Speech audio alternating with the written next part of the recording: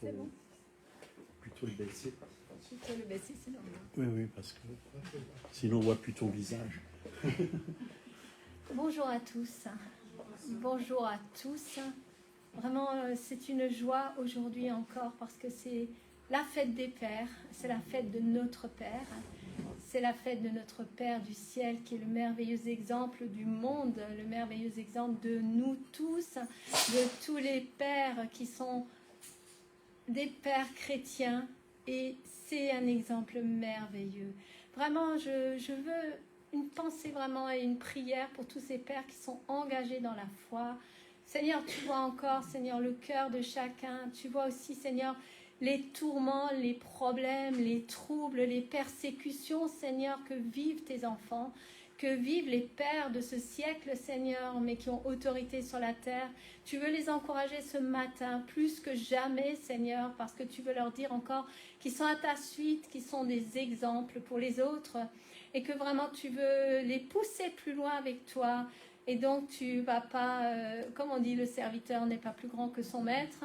Ils seront persécutés, tu as été persécuté. Et vraiment ton message aujourd'hui, Seigneur, c'est de nous parler aussi de toutes ces persécutions et de nous encourager à la méditation de la parole et pas à la lecture de la parole. Merci Père. Amen. Amen. Voilà, donc je voudrais d'abord prendre un verset, vous savez, qui parle beaucoup dans 1 Pierre 4, versets 15, 16, 17. Lorsque le Seigneur nous dit cela: si vous êtes outragés pour mon nom, pour le nom de Christ, vous êtes heureux, parce que l'Esprit de gloire repose sur vous.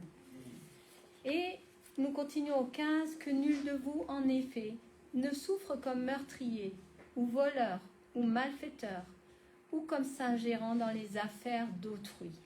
Mais si quelqu'un souffre comme chrétien, qu'il n'en ait point honte, et que plutôt il glorifie Dieu à cause de ce nom.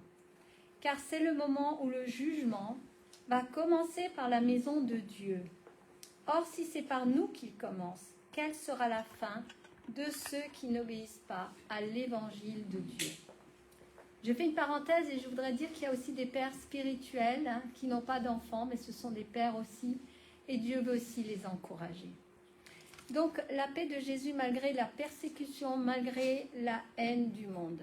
Tout le monde sait qu'au jour d'aujourd'hui, les nations sont chamboulées, que notre Père visite les nations, qu'il y a un grand jugement qui vient sur la terre, que ce grand jugement, personne n'y échappera, et que finalement, nous aussi, on ne va pas y échapper, parce que le Seigneur ne peut pas visiter les nations sans visiter sa maison, pour nous purifier, comme a dit tout à l'heure notre frère, nous purifier par le feu, et nous entraîner plus loin avec lui, vraiment nous pousser au-delà des montagnes que nous ne voulons pas, au-delà de toutes nos résistances, au-delà de tout ce qui est encore naturel, de tout ce qui est encore charnel.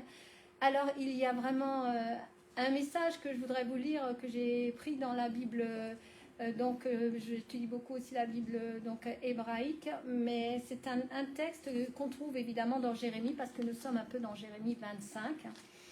Et en fait, là, le Seigneur nous dit ça.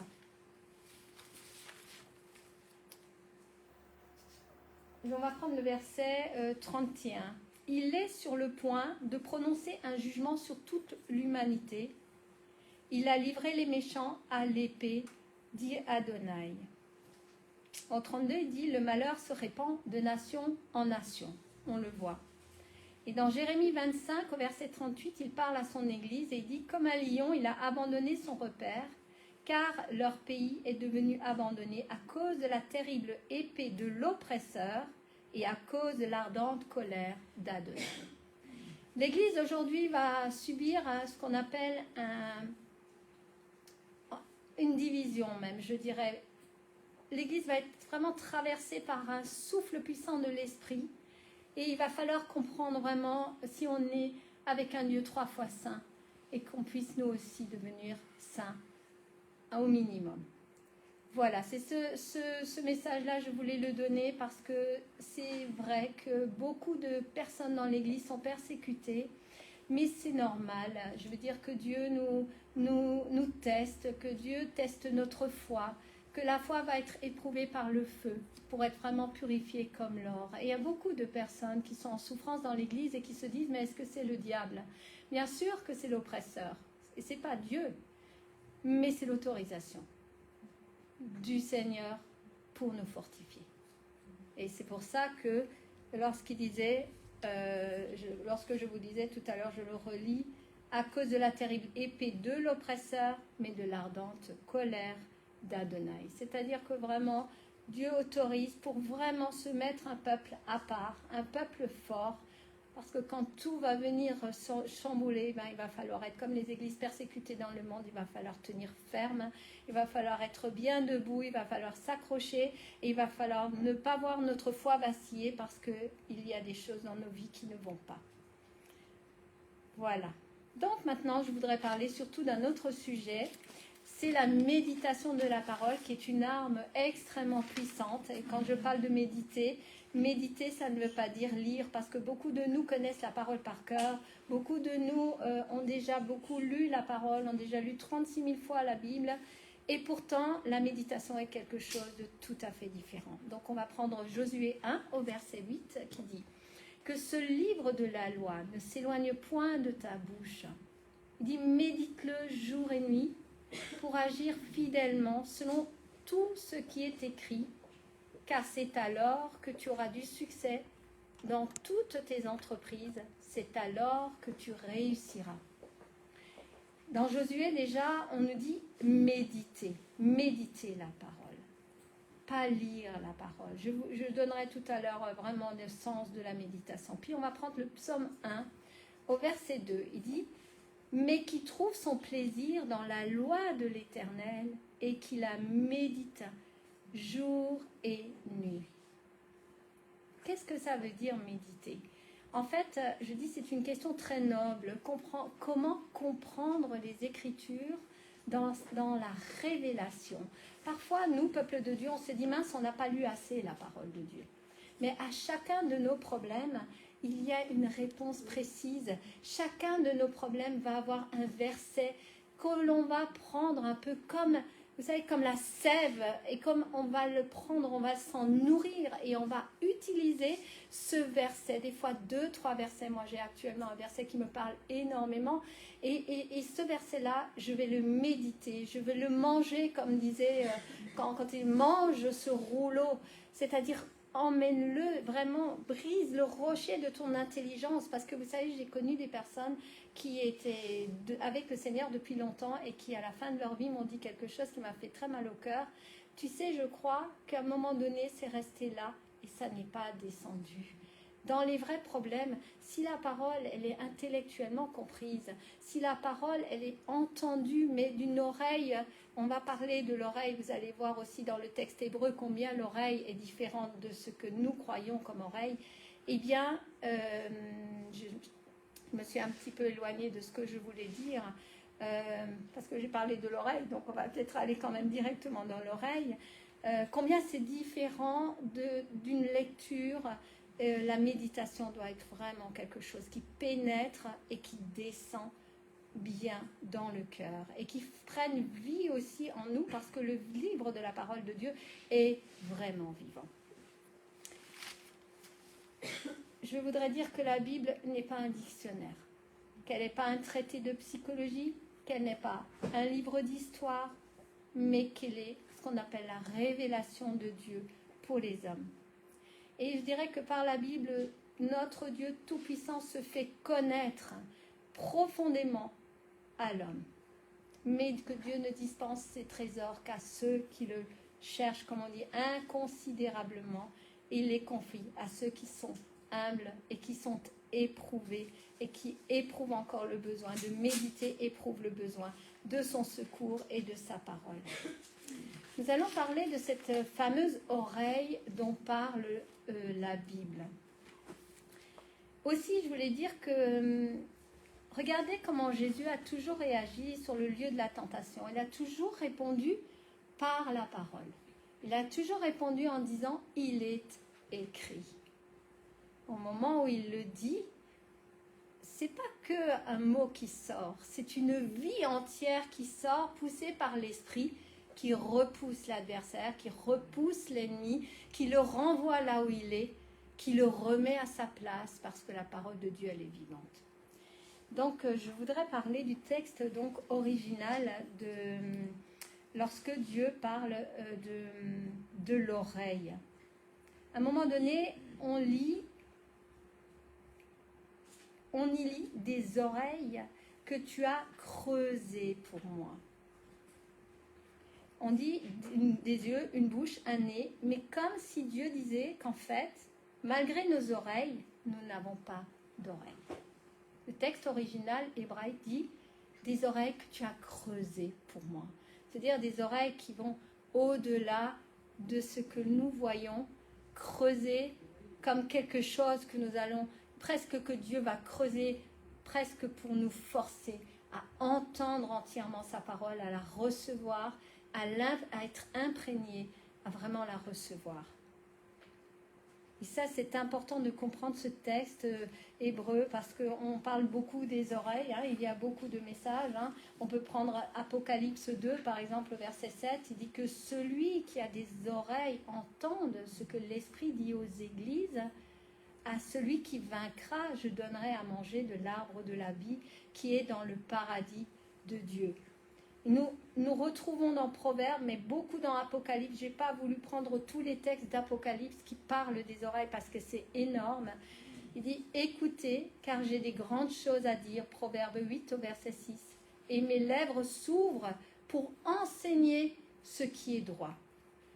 On nous parle toujours de l'oreille, on nous parle toujours d'écouter, on nous parle toujours d'entendre. Mais en fait, entendre, comme dit Dieu, j'ai creusé.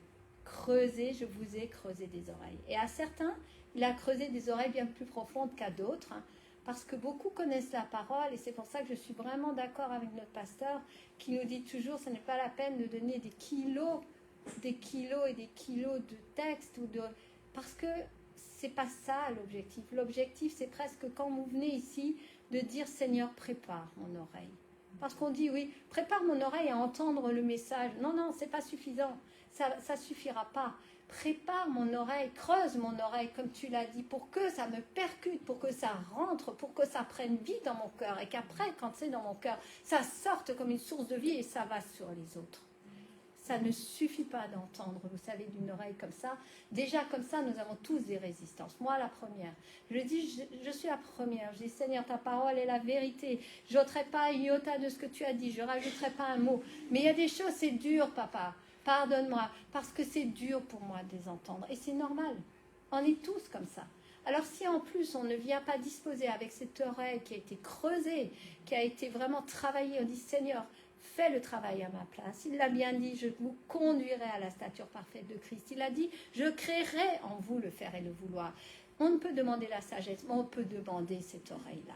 Parce que si cette oreille-là est là, chaque verset que vous allez prendre pour vous, parce qu'il y a un verset pour chaque situation, chaque moment, si vous avez 2 situations, 3 situations dans la journée, vous avez un verset qui est approprié pour proclamer la victoire de Dieu et la gloire du Seigneur, au travers de la foi, au travers aussi des pires problèmes. C'est ce verset-là qui va prendre vie dans vos corps, dans vos cœurs, dans votre être, voire dans vos vies, voire dans vos familles. Vous proclamez ces versets. Et pas que je proclame la victoire sur cette situation. Excusez-moi, c'est trop banal, j'entends ça tout le temps. J'entends souvent des pasteurs, on proclame la victoire, on a la gloire. Non, c'est pas possible ça. Il y a des versets, Dieu parle avec sa parole. Quand nous avons la prière en langue, c'est ce que nous faisons. Tous ceux qui prient en langue, c'est ce qu'ils font. Ils répondent, ils parlent à Dieu, ils envoient les versets en haut. Parce que Dieu, sa parole ne revient pas à lui sans avoir fait d'effet. Et le Saint-Esprit qui est en nous va prier selon la parole de Dieu. Donc même dans les situations, parce que souvent, quand on est avec quelqu'un, on ne peut pas toujours prier en langue. Mais on peut dire, voilà ton problème, je vais proclamer cette parole de vie sur cette situation-là. Et la personne peut partir avec ça, dire, prends ce verset, parce que celui-là, il est pour toi. Et je pense que la personne, elle va réaliser qu'il est pour lui. Et elle va en parler, elle va se le rappeler, elle va peut-être le poser contre un petit miroir ou contre je ne sais pas quoi dans la cuisine, peut-être même le scotcher sur le frigidaire. Eh bien, c'est sa parole, momentanément, qui va faire toute la différence. Dieu est merveilleux. Sa parole, c'est un trésor. Chaque mot, rien n'a été laissé au hasard. Et il nous a laissé sa parole merveilleuse. Et vraiment, si elle est gravée dans nos cœurs un jour, on n'aura plus besoin d'avoir la Bible. On l'aura vraiment, comme on dit, dans notre cœur et on pourra vraiment l'utiliser comme ça. C'est vraiment merveilleux. Alors, je vais continuer un petit peu. Alors, donc, j'étais avec ces fameuses oreilles que tu as creusées pour moi, s'inscrit dans un contexte d'une vie aussi, vous savez, de religion qui peut être très active, même caractérisée, on va dire, par la performance, mais qui n'entend pas la voix de Dieu. On entend souvent les enfants de Dieu qui disent « mais je crois que je n'entends pas la voix de Dieu ». Et pour entendre la voix de Dieu, il faut commencer par entendre ce qu'il dit dans sa parole, parce que même le plus grand des prophètes ne dira jamais rien qui est en dehors de la parole de Dieu, parce que Dieu ne rajoutera rien, ne dira rien de ce qu'il n'a pas déjà dit. On ne peut pas rajouter des choses, on ne peut pas inventer un nouveau livre, il n'y en a qu'un. Et on est obligé de voir si ce que nous recevons en esprit, si lorsque Dieu nous parle en vision, si lorsque Dieu nous parle en rêve, eh bien oui, Père, c'est écrit où?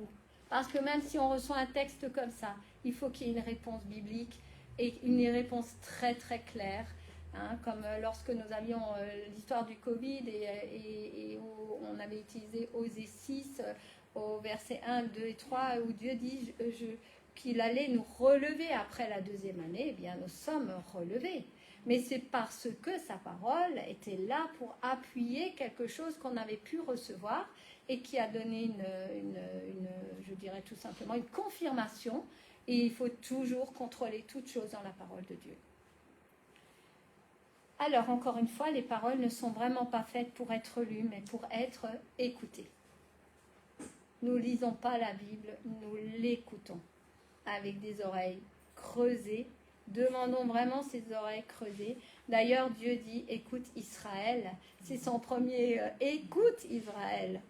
Mais on dit « écoute », oui, bon, ok. Donc, nous prenons quand même un peu, je vais quand même passer un petit peu sur Apocalypse, parce que on va quand même prendre un petit peu des versets. Je ne voulais pas le faire, mais je vais quand même le faire, parce que je trouve que ce serait bien quand même. Donc, on avait lu Apocalypse 2, mais je vais prendre aussi Apocalypse 2 au verset 11, où il nous est dit ça. Que celui qui a des oreilles entende ce que l'Esprit dit aux églises, celui qui vaincra n'aura pas à souffrir la seconde mort. Quand nous prenons le 17, il dit que celui qui a des oreilles entende ce que l'Esprit dit aux églises. À celui qui vaincra, je donnerai de la manne cachée, et je lui donnerai un caillou blanc, et sur ce caillou est écrit un nom nouveau que personne ne connaît, si ce n'est celui qui le reçoit. On va vers le 29, que celui qui a des oreilles entende ce que l'Esprit dit aux églises. Si Dieu parle comme ça, c'est qu'il veut parler à son Église. Et il veut qu'on entende tous sa voix. Mais pour entendre sa voix, commençons vraiment à entendre ce qui est là-dedans. Même si c'est dur, même si ça fait mal. Père, je ne peux pas tout faire, mais c'est pour moi, c'est sacré. Ce que tu me donnes là, c'est sacré. C'est puissant, c'est précieux, c'est vrai, c'est la vérité. Jésus dit, je suis la vérité, la lumière et la vie. On va prendre aussi encore donc le 3 au verset 22. Là, de nouveau, on se retrouve que celui qui a des oreilles entende ce que l'Esprit dit aux églises. Et donc, le psaume 46, c'est ce fameux verset où j'ai cherché donc après dans la traduction hébraïque. Mais on peut le lire de façon normale dans la Bible classique. Il y a donc le 6, voilà, il est dit, je ne suis pas sûre que c'est ça, si c'est 7, le psaume 40, oui c'est ça. Tu as multiplié éternellement Dieu tes merveilles, non, voilà, c'est le 7, pardon. Oui, enfin, je peux le lire à partir du 6. Tu as multiplié éternel, mon Dieu, tes merveilles et tes desseins en notre faveur. Nul n'est comparable à toi. Je voudrais les publier, les proclamer, mais leur nombre est trop grand pour que je les raconte. Tu ne désires ni sacrifice ni offrande. Tu m'as ouvert les oreilles. Tu ne demandes ni holocauste ni victime expiatoire. Et donc, dans cet autre texte hébraïque, c'est « tu m'as creusé des oreilles ». C'est vraiment important, ça, de comprendre qu'il faut vraiment entendre. Alors, qu'est-ce que ça veut dire méditer? Maintenant, on va essayer de trouver un petit peu des verbes qui peuvent aussi... Méditer, déjà, c'est quelque chose qui se fait lentement. Vous allez prendre un verset, vous allez le lire lentement, dans une attitude de prière. Ça veut dire qu'on ne peut pas prendre la Bible et pas avoir prié avant. C'est peut-être un peu dur ce que je dis, mais normalement on prie tout le temps. Mais je veux dire, on ne peut pas lire la Bible et ne pas avoir prié avant. Beaucoup se disent même, oh là là, je vais prendre un truc, là j'ai au pif et puis je vais voir. Là on est carrément dans de la sorcellerie. On fait comme les cartes anciennes, on tire une carte au hasard. J'ai déjà vu ça, hein, dans les églises, des gens qui disent, ah ben moi je vais, hop, au pif, là je vais trouver un truc, ça va marcher. C'est pas comme ça, c'est impossible. Donc vraiment, il faut prier avant, se laisser conduire et Dieu va vous donner des pépites d'or. Vraiment des pépites qui vous concernent et qui vous parleront. Donc c'est dans une attitude de prière qui est éveillée, comme on dit, par les yeux, les oreilles, notre bouche, pour percer, comme j'ai dit, le granit de nos oreilles, pour que ça rentre dans le cœur. Il faut aussi favoriser ce que j'appelle l'intériorisation. C'est-à-dire, ce n'est pas de la méditation comme dans le yoga. Hein. Encore une fois, n'a rien à voir. C'est vraiment sur les paroles de Dieu. C'est être dans un coin un peu sacré, un coin toujours le même, se choisir un endroit où on se met à part, où on est à part avec notre Dieu. Et on va prendre là sa parole et on va l'intérioriser dans beaucoup de recueillement, dans la paix. Parce que quand nous sommes dans les tribulations, j'ai toujours ce verset, c'est dans la paix et la confiance que sera ta force. Donc vraiment, restons dans cette situation où nous nous mettons à part, nous prions un petit peu. Il vaut mieux lire peu que de lire beaucoup et au moins recevoir profondément ce que Dieu nous donne. S'engager aussi dans la contemplation de la parole de Dieu, c'est-à-dire la regarder et la presque essayer de la visualiser, ce que Dieu est en train de dire. Qu'est-ce qu'il est en train de dire? Vous savez, j'ai souvent cet exemple-là, je passe un peu du coq à l'âne, mais ça me parle beaucoup. Quand Jacob et son frère, quand son frère a donné son droit d'aînesse sur un plat de lentilles. J'imagine cette situation, combien Dieu a une parole, ou combien autrefois les gens avaient une parole. Aujourd'hui, vous allez faire un, comment on peut dire ça, vous devez faire un petit contrat, vous allez vous retrouver avec, c'est pour ça que j'aime pas trop ce qui est papier, vous allez vous retrouver avec un dossier comme ça, il va falloir signer à chaque bout de page. Eh bien non, Dieu n'est pas comme ça. S'il donne une parole, elle est comme ça, elle est pure, elle est vraiment de l'or, et quand les gens autrefois fonctionnaient, eh bien, ils fonctionnaient comme ça. Donner son droit d'aînesse sur une parole. Et nous pouvons redevenir comme ça. Nous dire que parce que nous avons reçu cette sève pure de Dieu, nous pouvons l'appliquer sur une parole. Détruire le problème, détruire l'épreuve sur une parole. Mais ne pas dire, ah oui, mais Dieu a dit ça, et puis même des fois quand nous prions, on dit des fois beaucoup de choses. Des fois Dieu peut écouter sur pas beaucoup de mots. J'ai déjà remarqué, des fois il nous faut des prières vraiment très puissantes dans l'église, mais parfois chez nous quand on ne sait pas ce qui convient, oh Seigneur, voilà, je te relis juste ça, tu as écrit ça, prends ça, parce que c'est ça que je crois qui est pour moi maintenant. Et Dieu va faire, Dieu va vous entendre. Dieu est merveilleux de toute façon. Alors je dis que ignorer les Écritures, évidemment, c'est ignorer Jésus-Christ. Et lorsque l'on voit donc David, il dit « Je réfléchirai sur tes hauts faits ». Parce que en fait, là, David nous dit « Il réfléchit ». Ça veut dire que la parole transforme carrément. Dans la réflexion, ça va créer une transformation. Jérémie dit « J'ai dévoré tes paroles. Elles ont fait la joie de mon cœur ». Et lorsque nous prenons aussi Pierre, donc nous allons prendre Acte 10, on va prendre Acte 10, verset 19.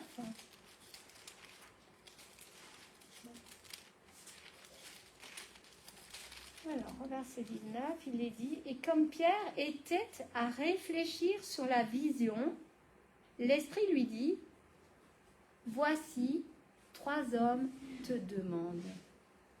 Là, on voit encore une fois que Pierre avait reçu une vision, mais il réfléchissait sur la vision. N'allons pas traduire trop vite les visions, les rêves. Parfois, le Seigneur révèle quelque chose, mais c'est pas clair. Et des fois, il nous faut 4 à 6 mois pour voir vraiment ce que Dieu voulait dire et pour recevoir vraiment le message complet et ne pas se tromper. Il y a un endroit qui dit, et comme Pierre méditait sur la vision, l'Esprit lui dit, voici 3 hommes te demandent. Ça dépend bien sûr des versions. Dans le Proverbe 8, au verset 6, on a aussi, car mon palais méditera la vérité. La vérité, encore une fois.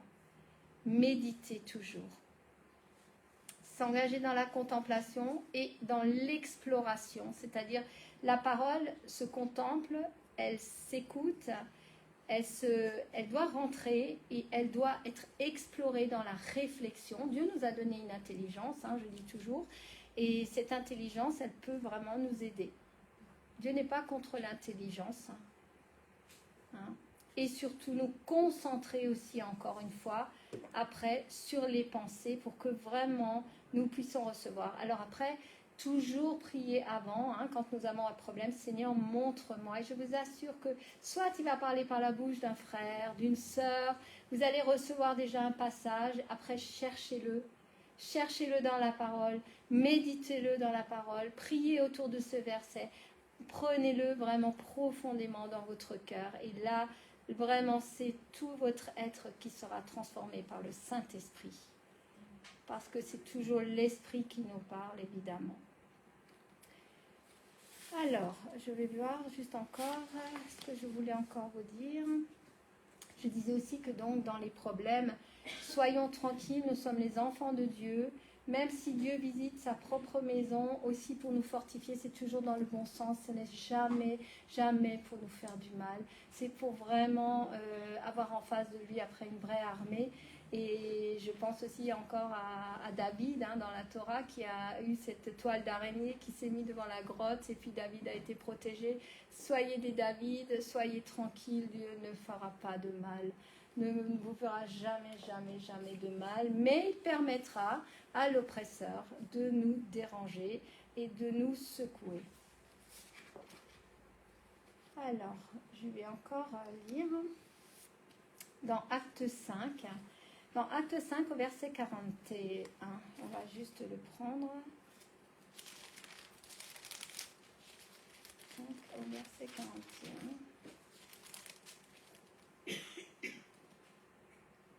Voilà, regardez voir. Les apôtres se retirèrent de devant le Sanhédrin, joyeux d'avoir été jugés dignes de subir des outrages pour le nom juste de Jésus.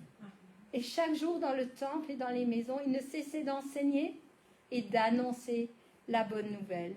Alors je dis que c'est ce même esprit de Dieu qui agissait en Christ et dans les apôtres, et qui a opéré dans toutes les générations jusqu'à aujourd'hui. C'est encore toujours le même esprit. C'est un esprit qui va glorifier Christ. Et croyez-moi, on glorifie beaucoup mieux Christ lorsqu'on est des fois dans les afflictions, dans les douleurs, dans les souffrances. On est plus que victorieux à la fin. Il faut prendre les choses comme elles sont. Il faut avoir la sagesse d'accepter sa souveraineté. Parce que sa souveraineté, c'est la gloire du Père.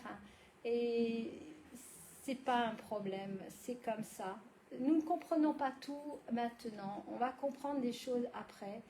On ne se rend pas du tout compte non plus de ce que Dieu n'a pas révélé, qu'il révèle un petit peu maintenant, mais qui sera révélé plus tard. Donc des fois, nous sommes effectivement un peu perdus, mais c'est pas grave. Moi-même, j'ai une situation qui est un peu difficile, mais c'est comme ça. Il faut l'accepter. Il faut vraiment faire confiance. Je dis, le Seigneur, dans toute situation difficile, est merveilleux. Il ne nous lâche pas, il nous aime, il nous porte, il nous pousse. Et puis, voilà, c'est comme ça. Donc, ensuite, je disais que évidemment, il faut puiser cette force aussi dans notre foi, c'est-à-dire vraiment rester dans la parole, dans la méditation et dans la foi. Tout dépendra toujours de notre foi, parce que finalement, le Seigneur nous dit à la fin, est-ce que je vais encore trouver la foi sur terre? Et quand il dit ça, il ne parle pas aux gens qui ne sont pas dans la foi, il nous parle encore à nous. Voilà. Donc en fait, ce que je voulais surtout développer, c'est que écouter, méditer, c'est en fait une clé très puissante du combat spirituel. Pour nous, il nous l'a donné. Jésus a toujours répondu, je le redis, au diable. Il a gagné toutes les victoires en proclamant la parole. Et chacun de nous, selon son problème, selon sa tribulation, selon sa situation, a une parole précise pour vaincre et pour refouler les attaques qui viennent directement sur nous. Je vais aussi encore vous lire une prophétie. Je l'ai mise ici. Que le Seigneur donne pour ses enfants. Jamais je n'ai fait souffrir personne. Jamais je n'ai fait souffrir les gens. Je suis venue dans le monde afin de libérer les captifs, les opprimés, les dépressifs.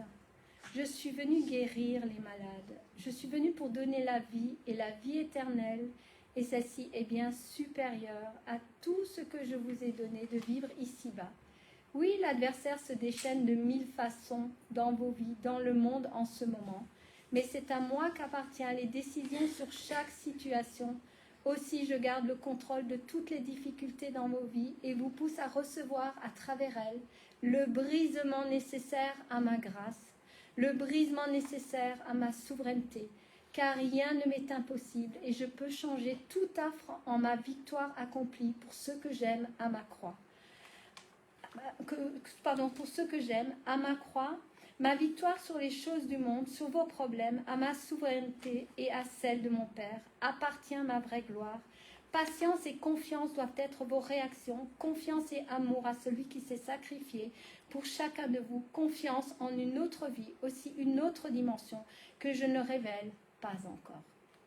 Vraiment, le Seigneur est avec nous dans n'importe quelle situation, dans n'importe quel affre. Il nous a donné la clé de sa parole, il nous donne la méditation de sa parole, il nous donne la prière qui est encore, évidemment, comme a dit Samuel mercredi, quelque chose d'extrêmement puissant et qui renverse vraiment tout ce qui ne va pas. Mais encore une fois, s'il y a des choses qui traînent dans nos vies, soyons confiants. Ça peut aussi être Dieu qui nous travaille. Et vraiment, ce matin, je vais encore vraiment encourager le peuple de Dieu et lui dire, continue, reste vraiment fidèle, prie, médite la parole et puis surtout ne t'éloigne pas de tes frères, de tes sœurs, reste toujours attaché à un temple et je sais que le Seigneur est vraiment avec nous, il n'est pas contre nous malgré tout ce qui se passe dans les nations. On a déjà vu quelques affres qui sont en train de déferler dans le monde, il y en aura d'autres, mais c'est pas grave, c'est comme ça, tout était écrit et tout doit arriver comme c'est écrit. Voilà, soyez bénis au nom de Jésus. Amen.